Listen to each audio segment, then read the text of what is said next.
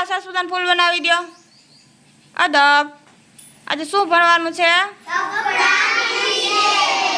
તમારા મમ્મી છે એ કપડાને કેવી રીતે સાફ કરે? પેલા પાવડર નાખીને શું કરે? પલાળી દે ને. પછી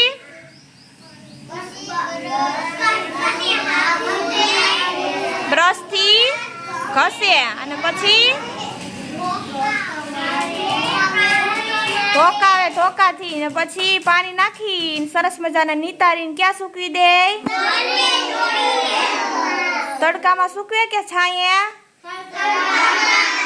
શું કામ તડકામાં સૂકવે? પછી સુકાઈ દે પછી શું કરે? ઇસ્ત્રી મારી પછી ક્યાં મૂકી દે? શું કામ ઇસ્ત્રી મારવી પડે?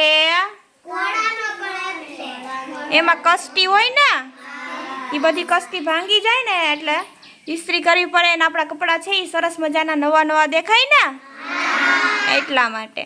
સરસ, વેરી ગુડ.